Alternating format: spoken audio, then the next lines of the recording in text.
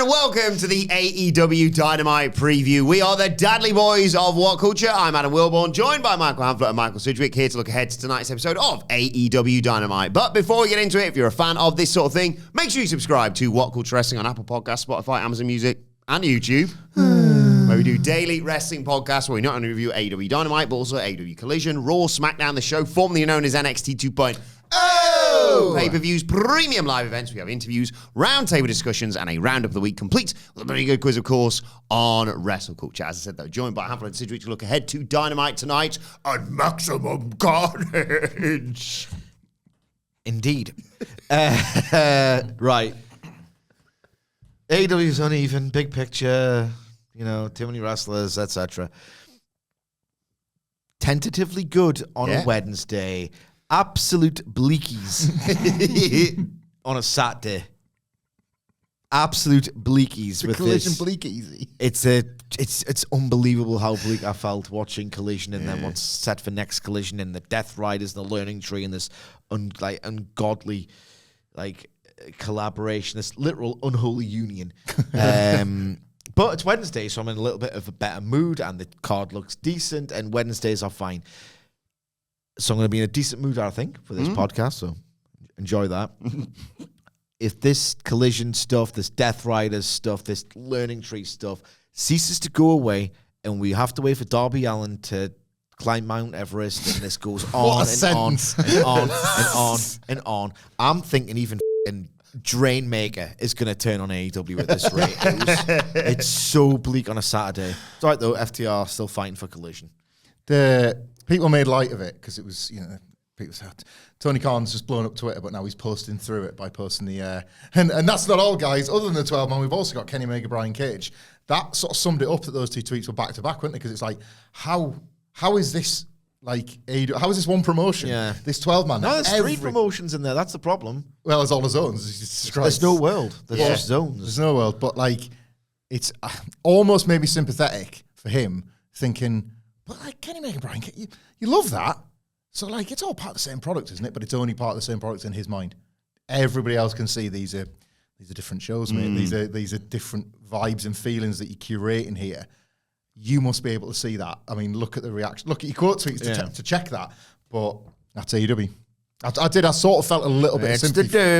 I felt a little bit of sympathy for him having those two back to back. No sympathy. And having him thinking, here's the week. Yeah. Get hyped, Cincinnati. It's like, you need to understand why people are only hyped for 50% of that. Yes. But there is lots of sympathy. Lots to look forward. No sympathy.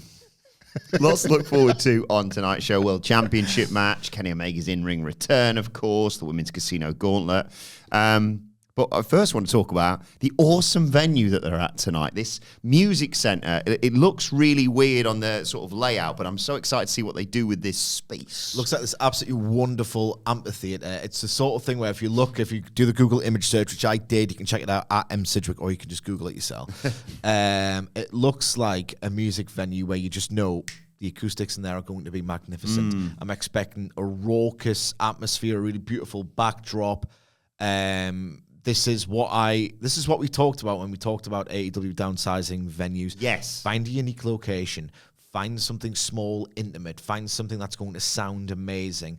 Find something where that ultra bleak 2,500 punters at Collision, 700 probably comped, going into a massive hockey-sized arena, and you can hear the echo of the ropes, and oh god, bleak.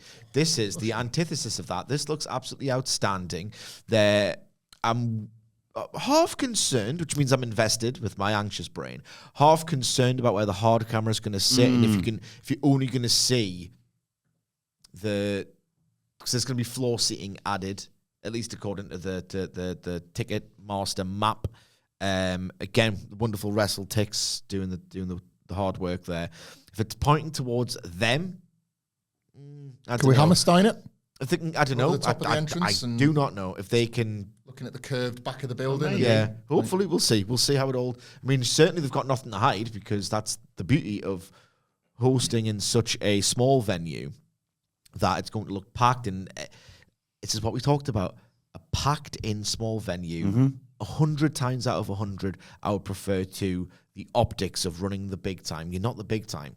Michael Cole said it on Raw this week. So, and I was looking at that thinking, right, that's good enough on its own terms to just something different to look at. Like, you know, the atmosphere should be back. And I started to think, as I want to do, about Kenny Omega. Kenny Omega plus unique locations yields totally creative brilliance. I can't wait. That's why I knew before it was this incredible thing. A new Stadium Stampede was going to be amazing. Because, well, Kenny Omega with his DDT background, his next level creativity, he had that absolutely incredible, like the best thing Matt Hardy was involved in, considering he was only really in Stadium Stampede for a little while, was that Falls Count Anywhere. Yeah. Guevara and Jericho versus Omega and Matt Hardy. First sense that AEW were going to make a bit of magic out of all this, wasn't it? Or like one of the first senses. Well, the other sense I got, which leading from that point, was the tapings at QT Marshall's gym, right? A lot of wrestlers just sort of treated it like, you know, there's some really good creativity there. Dr. Britt Baker was great as an audience plant. You know, there was some good creative stuff going on. It was a weird sort of like warped way of making Lance Archer look massive. He almost got more over, not working in front of crowds because he just dominated the screen. Shame Kenny died there, of course. Yeah, Kenny did die His there. career ended. Yeah, against Alan Angels. But Kenny Omega versus Trent, one of my favorite pandemic matches. I loved the way that they were a little bit like shook hands. We're in this. We're having a match because there's only 20% of the roster here, and it wasn't even that big back then. It's like, all right, we kind of have to do this. Then Kenny was like, Trent's kind of hanging in there. Nope, this won't do. I'm going to have to kill him. And then it just, this tone mutated. So a really good storytelling match, as you'd expect from Omega. But Omega took QT Marshall's dank, empty gym. Like, it looked state-of-the-art. It looked the business. Yes. But it was a tiny, small, dark... It could have been more depressing than it was. And then Kenny was like, right, what can I use out of this environment to make my matches better and more interesting and distract people from the fact that we have to do Dynamite here? There was like a big pillar. I remember a big pillar that no one thought to just use and exploit. But Kenny, because he's creative, was like, well, I'm just going to powerbomb him into that. And it's going to look amazing and gruesome. And Trent's a low-key lunatic, so he'll take that. Kenny plus unique locations is always goated. And if you look at this picture, and I'm looking at it now, there's a little bit of scope for a little balcony moonsault. Yes. Why not? Treat yourself, Kenny. And... well, we'll talk more. Should we talk about Kenny and Brian Cage now? Yeah, I was going to say, it's the Andrew J. Brady Music Center. Shout out to Levi, by the way, who replied to your tweet, who's going tonight. Enjoy that show. Let us know how it goes and, what it feels like in this venue. But, yeah, we might as well dive straight into Kenny Omega's in-ring return. Brian Cage, his first opponent. Absolutely. I want Kenny, pronoun boy, Kenny to maybe look at that area and think, I can do a balcony moonsault. Why not? I'm into this. The idea being like, can Kenny be Kenny again? Yes, we saw it against Gabe Kidd. It was amazing. But they're going to tell that story, even if it's a bit bizarre.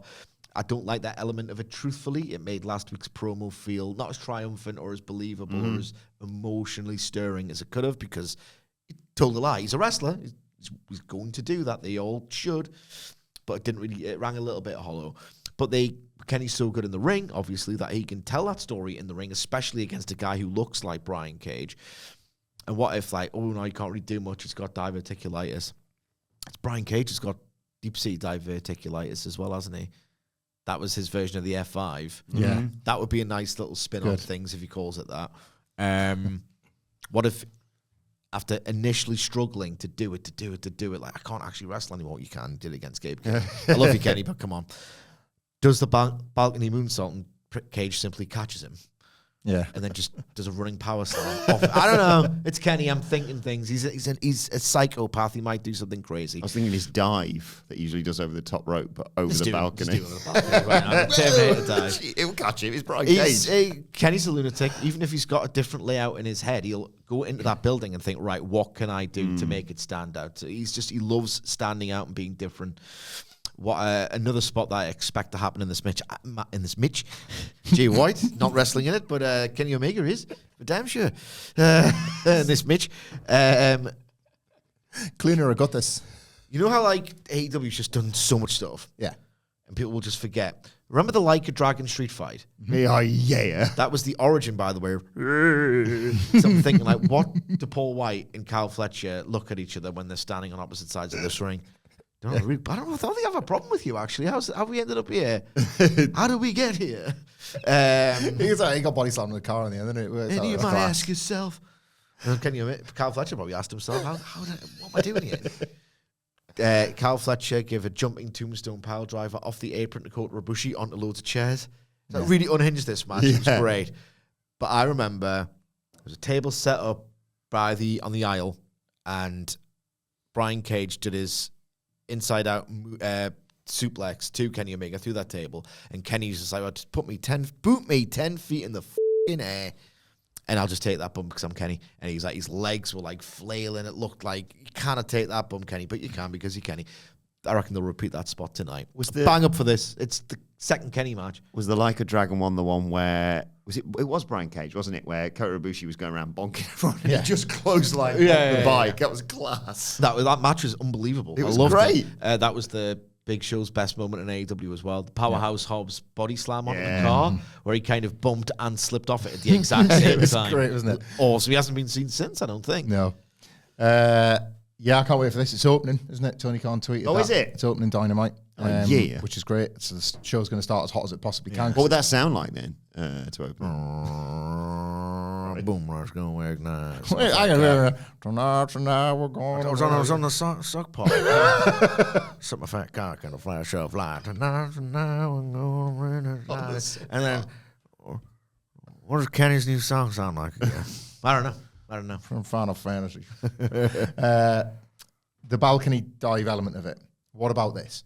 So Ospreay makes a save last week, and it's almost like, well, Callis dumped me for you, but like suggesting that like I will one day replace you. In Dave Meltzer's heart, I have replaced you, and in many wrestling fans' eyes, I'm the next you, and you know, all that sort of stuff. So is he still associated with the Callis family? That's not been made clear, has it? What, Will Ospreay? Will Ospreay. I mean, you know, has there ever been a definitive point where he's left the Callis family? Just twice. I don't want to go back. I'm not pitching going back to I'm that. joking. For the benefit of this match, the idea that like obviously Kenny and Kenny is watching maybe Will Ospreay replace him, but there's that real interesting competitive frisson between the two of them because they've had matches and like they can both argue that they're better than the other. There's class tag matches still to come. I don't necessarily need a lot of Kenny working through the Don Callis family, but I get a little bit of it as a way to ease him back into the stories rather than just Brian Cage catching Kenny Omega from a balcony dive. What about if Kenny Omega and Brian Cage have a great match? Kenny wins, obviously, but it's a really, really good bit of business that hasn't yet kind of explored the venue. And then the Callis family come out and there's this big beat down on Omega and you get something similar at the end of the show where Ospreay comes to make the save. The brawl goes out into the crowd and then you get the stereo balcony dive by Ospreay and Omega onto the massive bodies. Oh, yeah. Because the idea is like, I'm better than you now. He's like, I'm still doing it too. We're both jumping off balconies, mate. Like, but you've got the whole Callis family getting wiped out by the two of them. I like it. It's a visual wipeout of this family and story, but it's also like you've got Fletcher and Takeshita there for the good match element of this. Do that next week. Yeah, I'm more than happy for this to go completely by the numbers of just like Kenny Omega versus Brian Cage. Kenny Omega versus Lance Archer. Yeah. Kenny Omega and Will Ospreay versus Brian Cage and Lance Archer. And then you get to Takeshita. The combinations of the matches are good enough to kind of just give you that month or so, aren't they, to like help Kenny shake any rust off in America, if that's going to be the story, because he cannot help himself. American rust. Well, American rust. He can't help being rusty, Kenny, when he comes back to AEW, even though he's just like had the match of the year.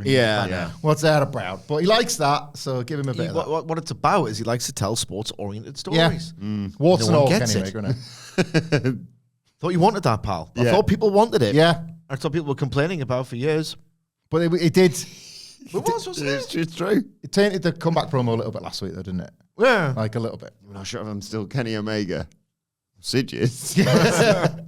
Everyone's been saying, take the belt off Mox. Kenny, I've seen everything. Speaking of Mox, yes, AEW World Championship match tonight. John Moxley versus Powerhouse Hobbs. Is Powerhouse Hobbs going to make Moxley his bitch? Yes, but he's not going to win. Yeah. Look, this was, right, we talk a lot about the 1% of doubt. That did not exist in this match because he's feuding with Copeland.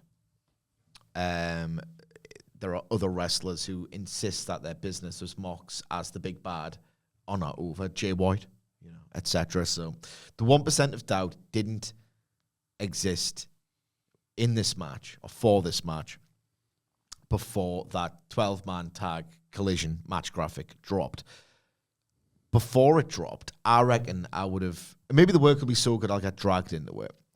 But I reckon before that match graphic dropped, I might have let myself believe and get into that 1% of doubt purely because I want this Death Riders experiment, this total dismal failure to be over. And maybe, and this is a terrible state for AEW to be in, a terrible state, but that put your old late 2010s WWE hat on and think, well, this is so bad, it's got to end soon. They can't possibly keep doing this to the audience. That positively frame that as well as like shock the world. Shock the world, oh my God, that would be all everybody would, Jesus Christ. But you don't want to be entering a match from that perspective of pure, it's like Mick McCarthy. It can't go on like this. It can. You know what I mean? Of course it can. Do you reckon Tony Khan, right? It's Monday. Mick McCarthy. Good. Yep. It's not good. I'd say he's put the two names together. Do you reckon Tony Khan on a Monday is pacing around, attending to some Fulham business? The Card Edge. Crevan. Feeling Crevan at the Card Edge. Yeah. Do you reckon he's okay, you can do this, Tony, you can do this, Tony. It's not working. It's your business. Does it say Tony Moxley when you're writing those checks? No, it says Tony Khan. What's your name? What's your motherfucking name? It's Tony Khan, that's right. Tony Moxley. That says Tony Khan as far as I'm concerned, writing those checks. Sounds like it's all pissed off mid-card in the locker room. I will say that's a Jericho bit when he was feuding with Cody, when it was that weird power struggle before they were we can't do authority figure stuff. It's did it say Cody Khan? On those checks I get? No, it says Tony Khan. So why the is Cody acting like he's my boss? It was well delivered sub WWE stuff that they abandoned. It was the road to Double or Nothing. Right, it was on the road to Double or Nothing. Yeah. Kind of invisible camera. It's wild if you go back and watch that stuff anyway. Do you reckon Tony Khan goes, you can do this, just tell Moxley you're taking the title off. It's not working, and it's your business. It doesn't say Tony Moxley on those checks. It says Tony Khan. Come on, Tony, you can do this. Come on. Then he gets to Wednesday. Death Riders are great. Death Riders are great. Do you reckon he wants to, but he's scared? Let me drink the bleach, John. Let me put the bag on my head. He's really excited to be involved in it. Do you reckon he thinks this can't go on and maybe I should change it, and then he just gets scared? Because he gets scared. That's why he thinks the Death Riders are working. Well, I'm terrified of them, so... he just gets scared. But no, because he's just a feckless guy generally. I don't know.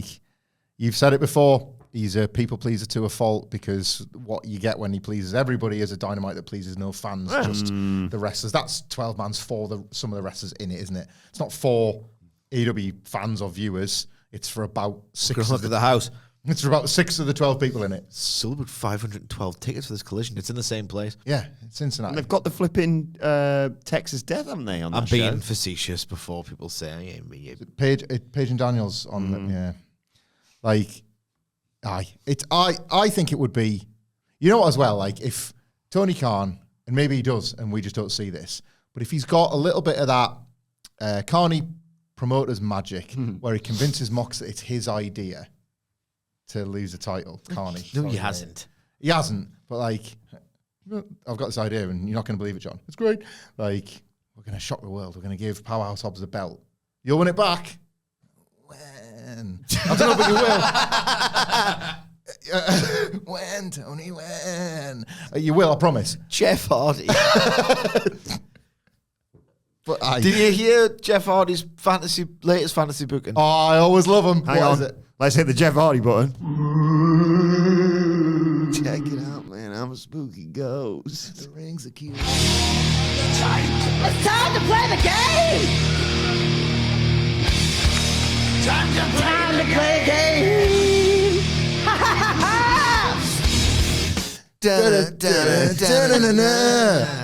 What does Jeff Hardy want to do?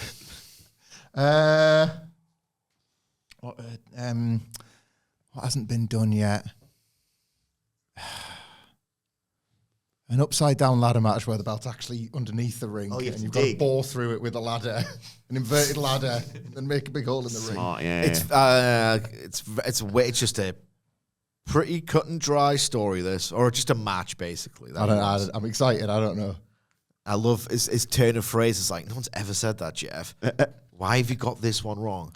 How about a heel Jeff Hardy versus the one and only popular CM Punk? Oh, God, that again. The one and only popular CM Punk. That's what he calls himself. I don't think it's straight edge. You take Ambien to go to sleep. Motherfucker. Anyway. What if it spins?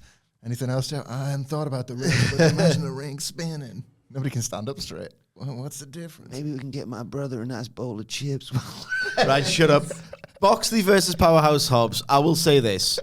I'm fascinated by the crowd reaction. Yes, it's hometown. Oh, yeah, of course. Do you reckon, because you can never really determine the extent to which Twitter's a bubble, because Jericho's stuff doesn't get, it's been rejected and loudly, I would say 2 or 3 times on pay-per-view.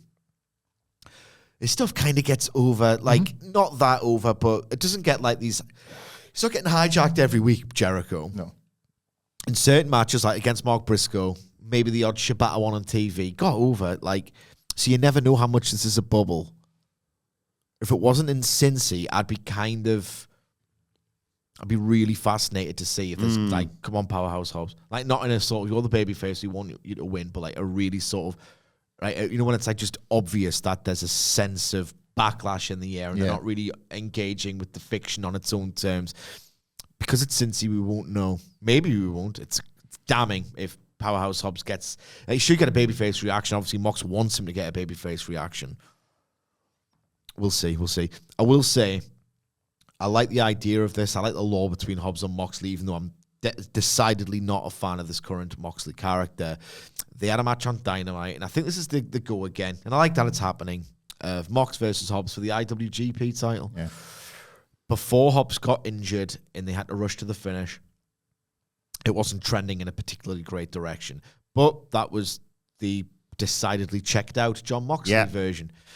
I don't think he's that into this anymore. No, I agree. Ebu of Wrestle Purists stated on Twitter, and I agreed with him, and I must point out he's very well connected. He said this is just pure gut. He doesn't know anything. He reckons John Moxley has pitched this grand idea. It has not worked at all, and he himself is just no longer fighting for it, which is pretty poor, considering if that is the case. Yeah. But I don't think he's that into it anymore. I think he's lost faith, and he's like, oh, you know what? I tried, didn't work. This is Ebu of Wrestle Purists' take. I'm paraphrasing, of course, so if I've got it wrong, I apologize. But I agree with that take. To give John Moxley the benefit of the doubt, which I haven't done a lot in the last couple of years, who pitches him tying up the Rock and Roll Express? I know. Genuine, right? Is that him accepting bad writing and having this sudden moment of, hang on, I did this with my little red wagon in WWE? Or is he going, I got to get this back on track, tie up some legends? Like, it's like that's. I was wondering this about 3 or 4 weeks ago. I was like, how the exact nature of this failure is becoming really fascinating to me, because obviously they've decided John Silver with nunchucks. No offense, John Silver, but it just looked. You cannot. This can't go on, and even Tony was like, it can't. Correct. This is the worst thing I've ever seen. So then it's pivoted to, as we've just said, baddies. But I am fascinated by how has it become John Moxley, like vaudevillain baddie, doing these ridiculous crimes. He surely can't like this. This is his AEW gas mask run. AEW could never do something as bad as a gas mask, Dean Ambrose, ever. But this is their version of it. I'm wondering how it has he just, and that's why I think Ebu's theory checks out, and I half thought the same thing independently of him, because it's like, sure, he knows this stinks. He must know this stinks. And obviously, he's listening to the lack of reaction. He knows it's not working. You have to be like in a state of actual mental delusion to think that this is working. There's no metrics to back it up anymore. No. There's no volume. There's no heat. There's no atmosphere. There's total backlash as far as I can see. I haven't seen anyone write a credible case for this being good. I'm worried about the match quality as well. You've said, obviously, I don't think many people went in thinking about how Hobbs stood a chance of leaving this only champion. Because people want it to happen so much that Yeah. you think maybe, just maybe, they'll actually pivot. But they also showed their hand with a big schmoz with Learning Tree, Death Riders, it's not happening. FTR, It's and not getting happening. involved I mean, mid-match he's or been relegated. post-match or... He's been relegated before his attempt at promotion. I'm not answering that question. I simply do not care. I just think I'm wary about the match quality because the first one wasn't trending in a great direction. I'm mainly watching this, one, because I have to. Two, what does this sound and look like? Is this bubble going to really sort of inform the in-arena response? Main event? Yes. Yeah. Also on tonight's show, it's Christian Cage versus Hook. It finally comes to a head, this. This is one of those. This is, you know what? While we're at, I am excited about Dynamite. This feels like a pivot, an enforced pivot, given Luchasaurus, who we still obviously extend our best wishes to. It just feels like, as much as I'm enjoying Wednesday AEW as opposed to Saturday AEW, this is a constant in AEW. This idea of, right, well, we've set up a bit of a conflict. We'll tend to it 1 week on Dynamite, maybe just relegate it or just ignore it the next, and then we'll maybe do something with it next week. We'll do it in 2 months' time. We'll either progress it or just not do much with it, depending on what we've got on that week. Then when it finally happens, you forget that the feud, that's criminal booking. It's been a problem with AEW for as long as I can remember. The Hook pattern as well. It's a Hook pattern as well. Long-ass feuds with one big match that he wins at the end, and you're like, where did this all start again? Yeah. Like Jack Perry, Chris Jericho, They should be... The idea should be Hook cannot wait to get his hands on Christian Cage, who, like, in storylines, if you take it in any way seriously, in storylines, attacked and hospitalized his father, not only should he be having the match maybe a little bit sooner, but I get how these things work. It doesn't work that quickly. I'm going to have something in 6 weeks' time. Every single week, Hook. And I know he's meant to be the cold-hearted, handsome devil who's emotionally aloof compared to other wrestlers. Not now. Otherwise, you can't believe he'll believe in anything if he's not going after... He should be after Christian Cage every week, pull aparts every week. He did that. I mean, to AEW's credit, but this is why the storytelling is often so bad. Throttled Christian Cage. Wanted to kill him by throwing him over a balcony. The match is, 5 weeks later or whatever it is? How long ago did that happen? Yeah, like, it's a month probably. He like, shouldn't be waiting. Yeah. In the character, I mean, it's one thing for Tony Khan to book it at a certain point. The Hook character, every single week, should be, you hospitalized my dad, and now they're just, we'll do it in 3 weeks. What? What's the big wait for a match like this? It's not as if it's a money-drawing pay-per-view match where it's like, we have to do the thing where, the match between the characters should happen now, but the promoter would want it for 3, 4, 5, 6 weeks' time. And then you get to that pattern of, I'm ready for the match now. I'm ready for the match now. I'm not ready for this match. No. 11th of December, that happened. It's crap booking. Crap. Yeah, and I think that's probably why the matchmaking was always more interesting on paper when you have got Christian beating up Taz. It's like, he's the dad guy, and there's a match that's going to help Hook. So you put a few little things on paper that seem like... And then you just do it. Like a good idea, and then you just do it. Yeah, like you sort of do it 2-3 weeks in. It's like, what did Hook learn from Christian Cage? Well, by the time they actually arrived at the match, it was really flat and dead. So no matter what they did in the ring, it didn't generate the reactions they thought it would anyway. So Hook didn't get the supposed benefit of being in there with someone like a Christian.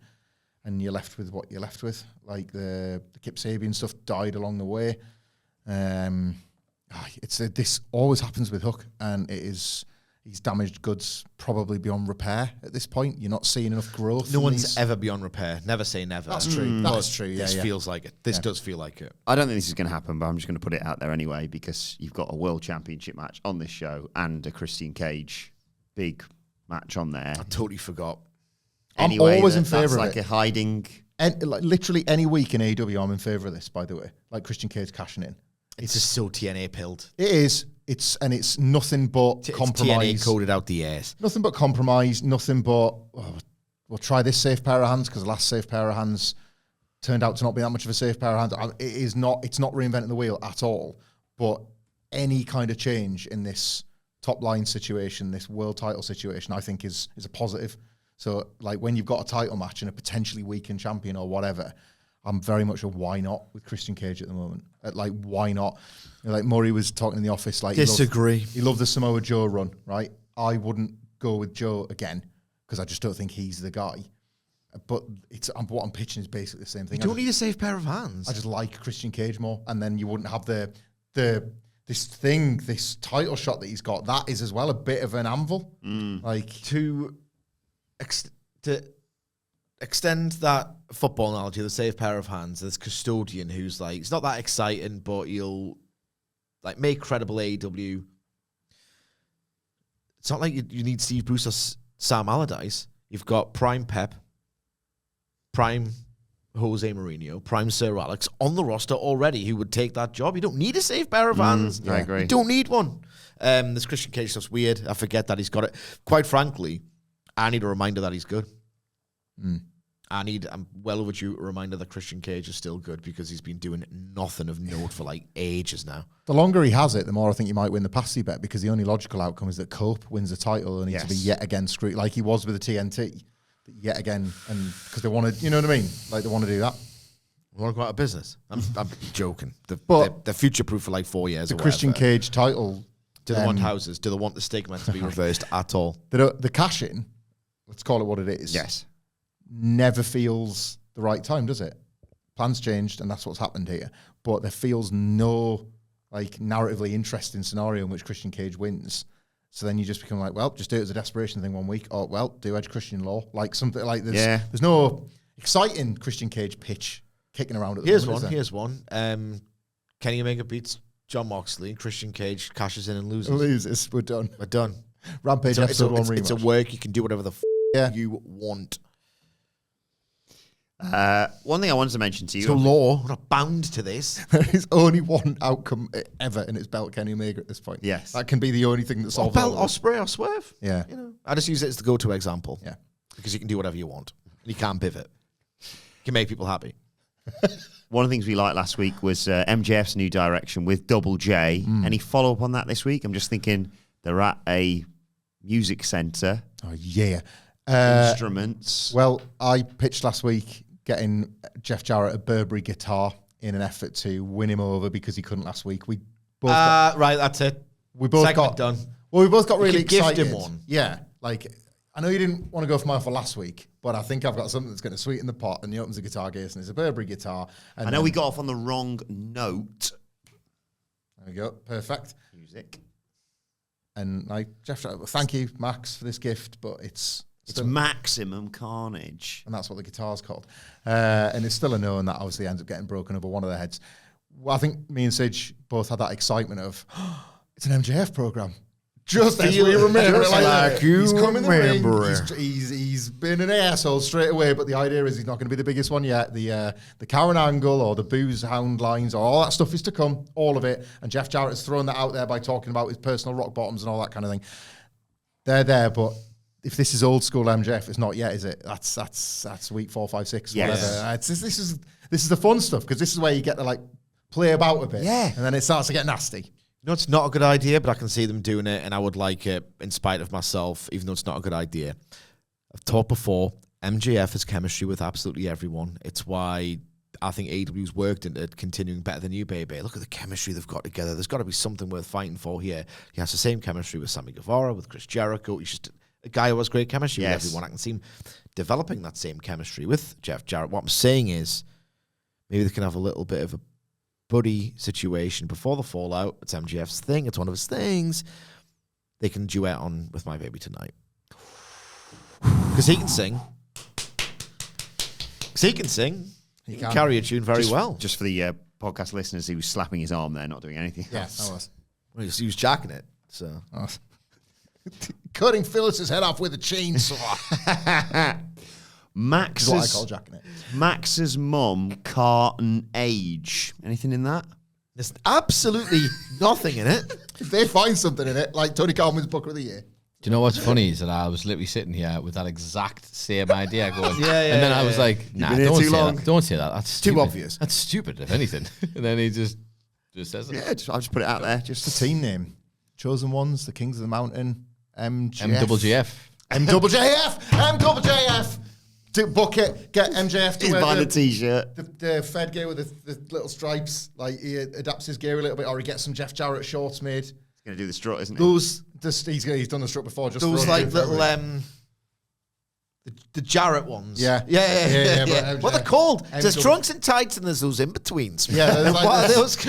for a while, everyone was wearing, wasn't it? Daniels, AJ, Double J. Like it's shorts. Goldberg got them on. Yeah, them ones, like the sort of hot pants, basically, but like wrestler ones. Yeah, them MJF. I want it for a couple of weeks, please. I mean, people would hate this, and it's not the way to go. It seems like it's sending them in the direction where it went before. A lot of people got very cross every single week with it. I don't like sports entertainment, I'm a wrestling. I enjoyed it, and it sold out Wembley, so yourself. Didn't sell out Wembley. Well, it kind of entertained Wembley, Sitch. We were there. It did, but it didn't sell it out, pal. Wow. It didn't, though, did it? No, it didn't. AEW sold out Wembley. Or are you just saying it didn't sell out Wembley because Brent Council said it didn't sell out Wembley? What are you correcting about this? I mean, the promise of a massive AEW show with a singles Kenny Omega match potentially sold out Wembley. Aye, a week of it, maybe. Yeah, I 2 love weeks that. tops. I'm all for that. MJF, thank you, Nicholas. Thank you, AEW. You're welcome. Kenny Omega, not the only one making an in-ring return this week, of course. MVP back in action as the Hurt Syndicate take on Private Party, who, just to remind you, are the tag team champions. Let's do the Young Bucks run already. Let's just lose and then defend the titles to the people who just beat us. What we're doing here, it's WWE ass. Late 2010s WWE coded nonsense. This run's been a bit of a disaster, quite a disaster, the old Private Party. Of course it has. Title run, like... There's no justification for it. I mean, they don't feel big. They're not doing babyface open challenges. They're just all they seem to do is just like Private Party. You can party and have some shots like your song every week or some weeks, and then the rest of the week. Terrible time at the top of the ramp. You meet me at the top of the ramp? Yeah, I'll probably get there at 10, 11 o'clock. I think I'd rather That's go to the coolest place in the city, the top of the celebration, ramp. to be honest. The top of the ramp. What the f*** are we doing here? Where are you going for a pint tonight? Well, probably head through the tunnels to the top of the ramp. Yeah. Oh, cool. Everybody last week was like straight away on screen. Oh, good. Hurt Business beats them then. Like nobody could have watched that and thought, ooh, which way could that go? Or which way do I want Private Party to beat these baddies? Yeah. Mark Briscoe's also in this match, but he got beat last week, so. Yeah. I mean, look, MVP will get over as hell in this match. I kind of question the wisdom of having him. It's one thing where this Dave Meltzer, Shelton Benjamin discourse where he's of the belief that it just deepens the stigma of AEW as the new TNA if you really push as a monster a guy who, let's face it, did next to now in WWE for years and years and years and years and years. MVP compounds that problem if it is in fact a problem. I'm of the opinion that it used to be fine. Someone like Brody Lee, the preeminent example, Miro for a while, but like just totally proving these disillusioned WWE fans wrong and going, you know what, I can be amazing. It's the system that's broken. Yep. That was a huge selling point of AEW back in the day. Now that there are no disillusioned WWE fans, I don't think it works anymore. I really don't think it works anymore. Shelton's done well, but I'm pushing, other people as hard as I am pushing him right now. I don't know if MVP doesn't compound that problem. He'll get over tonight big time. It's a kind of a novelty situation, and he's been so great that I reckon the fans will respond and be with him. I don't think he can't go anymore, but I do think I'd limit it. Like, if I'm MVP and I've got Shelton Benjamin, even if he can go, it still might be an issue. Yeah, if I've got Bobby Lashley and Shelton Benjamin, then all he really needs to do is come in and, I don't know, twat Mark Briscoe with his cane. Yeah, ball in was always over. These spots, get some actual crowd response. That's the thing about the crap finisher where it looks like he's banging his knee. Oh, yeah. The 20 developmental guys got because it was a safe one to do. Was it called the Playmaker? Playmaker, roll the dice. There was like anyone got to go at it, didn't they? Drive your own knee into the mat as hard as you can. That'll drop them. I agree with the point principally with what Meltzer's saying there, but like there's always case by case examples. And I've mentioned last week Shelton, the way he's been booked in AEW, and I'm not a big Shelton Benjamin guy because of the WWE run, but I think there is a comparison to be made because he seems so much bigger as well. This Powers of Pain, Road Warriors, Demolition type vibe to him and Bobby Lashley as a tag team is like the Redeemer Miro and like Mr. Brody Lee of the Dark Order, so different to how they would have been used in WWE. Yeah. And it's in the tag division, so at the moment in AEW, that's relatively risk-free. I think the positives way outweigh the negatives. I'm just bringing it up. I feel like it's the case with, like, I'm hitting my head against the wall with Hangman Page and AEW at the moment.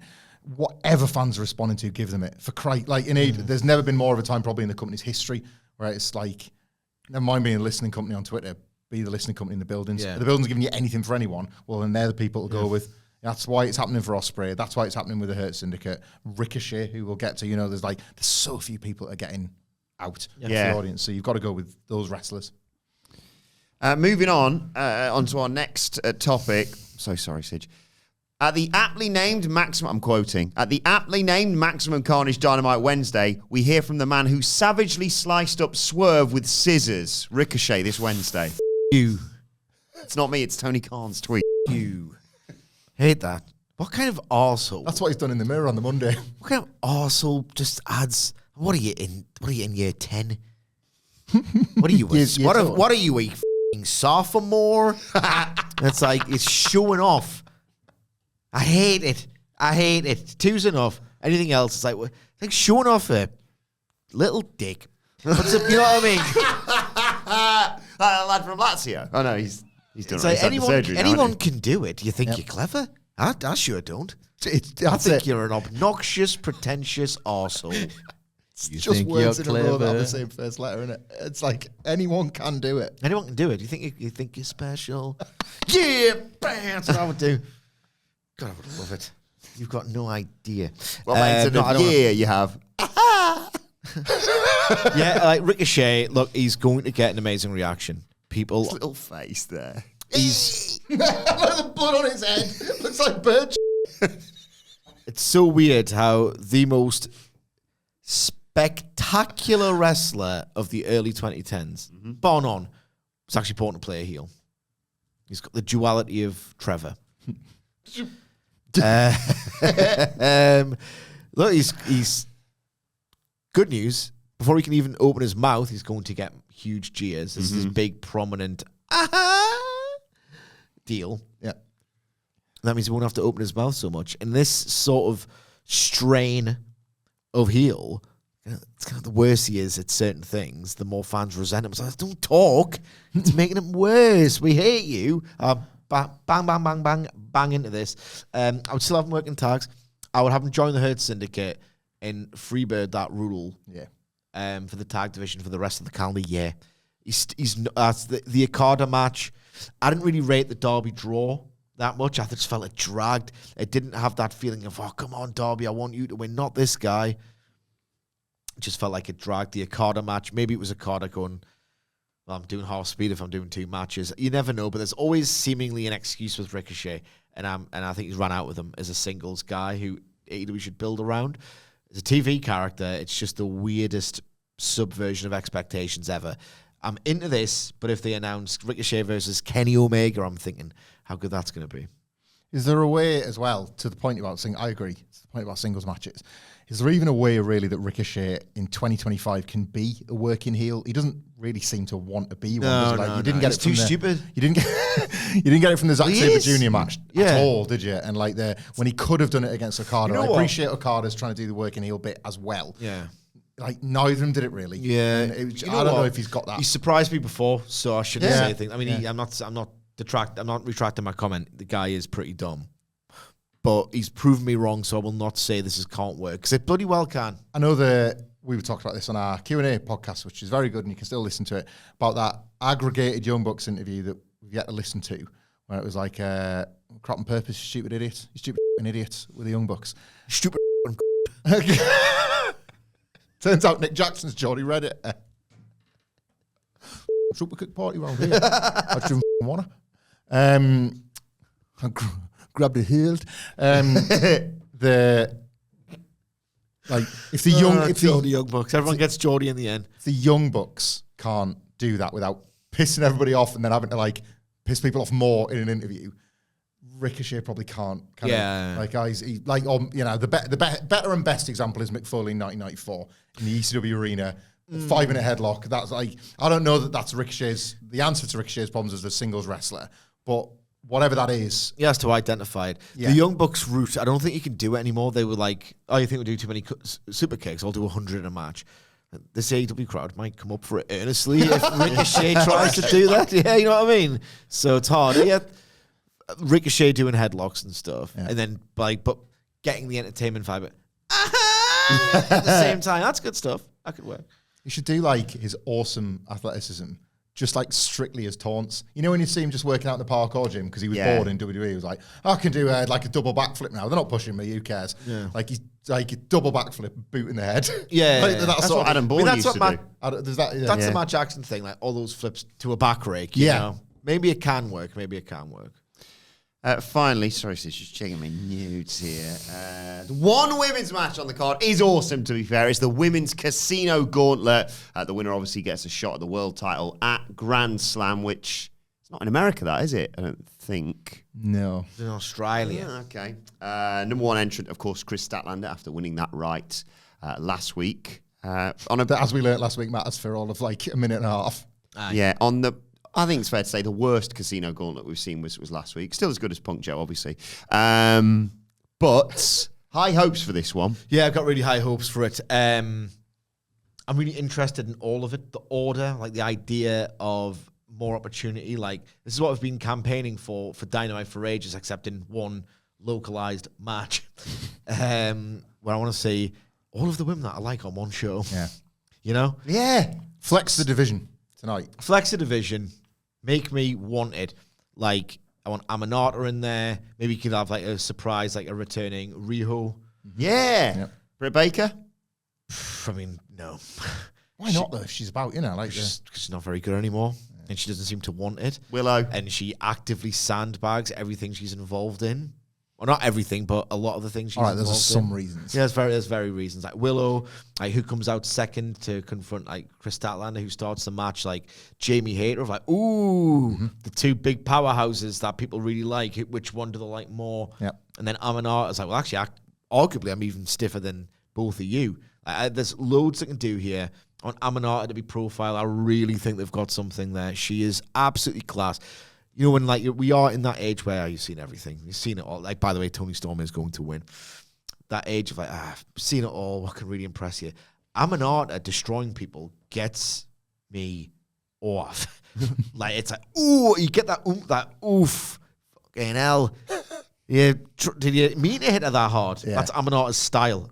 Bang, bang into her. So I really hope she gets a long stint in here, or at least like a big sort of prolonged sequence. Yeah. Would the Andrew J. Brady Music Centre have an orchestra pit, one would assume, correct? Maybe. Yeah, taken up by the set. But is there any way you can have a part of that to allow a dead girl to crawl out of it? Have Abaddon in there. Bit of the flair. Yeah. I'd like to see this something equivalent to how cool that Ricochet Hangman Swerve deal was last week. Apply the same thought to the women. Do you know, it'd be quite nice. Again, like use the benefits of this gimmick that you've come up with in all of its glory, rather than just last week. Oh, it's another mid-carder in black trunks. Mad-carder. The bloody you have to be mad to work in the AEW mad-card, but it helps. You don't have to be over. He does it over to work out, and it doesn't help.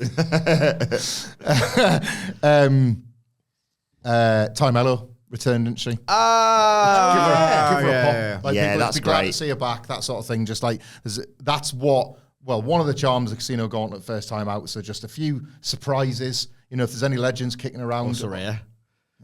Yeah, but like, you know, there might be some nostalgia acts out there that just get a pop for the sake of being, I don't know, like somebody. Nyla Rose, Riho. Yeah. Mother Wayne. Mother Wayne. Eliminate me. A mother. Is there anybody? Karen Jarrett. Right. Now, I'm not pitching putting Karen Jarrett in the match, right? But if there is a female character within AEW, what about this? A female character within AEW that would be best served as a manager figure rather than wrestling the match, right?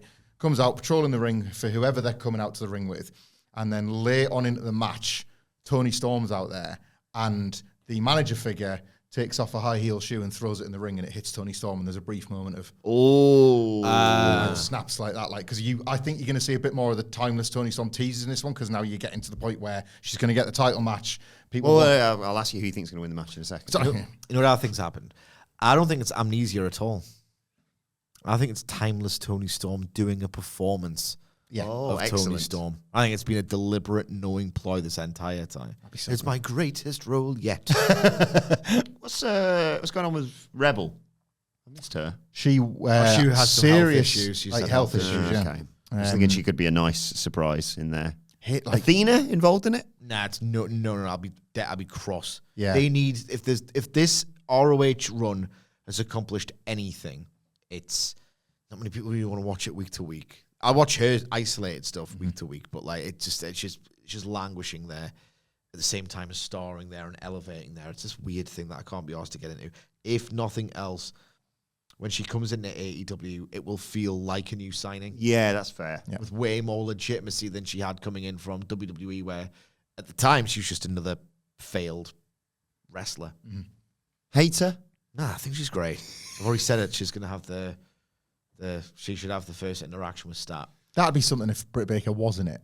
Just for a minute of like, they're finally in the same ring together. Was it Sean Ross Sapp said?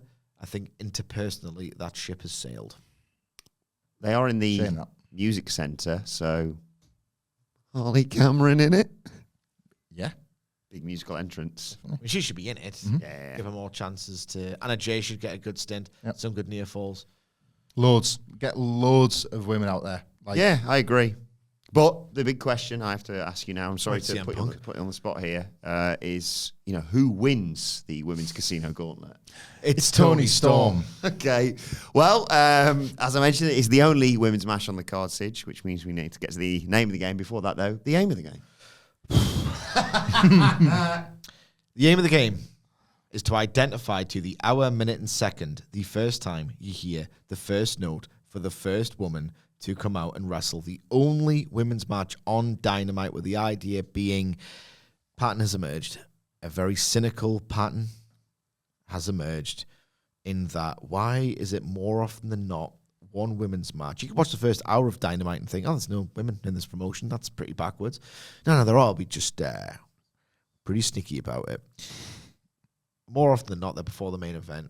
And I am sure as the day is long that the idea is, don't really want to, but we kind of have to put birds on because the Wokes will kick off. It's 2025. Me. You know what they're like. And whether it's an AEW thing or a Warner thing or a combination of both, this pattern has persisted for 5 long years. And I just think if we play this game every week and do these really long intros every single week, we can really put in bold, italicize, and underscore that this is a significant issue that isn't going away. And you think, right, okay, Sidgwick, well, what a mouthful this is. Can you jinglize what you perceive to be AEW's cynical thought process about just chucking the women out there before the main event? Because, we have to put the birds on, guys. We have to put the birds on, but the main event is right after, so just stick around. It won't take that long. 8 minutes. And guess what? Advert's halfway through. Don't worry. I can jinglize that for you, pal. No bother. Don't worry, guys. When the women come out to play, the main event ain't too far away. That's the aim of the game. And the name of the game is...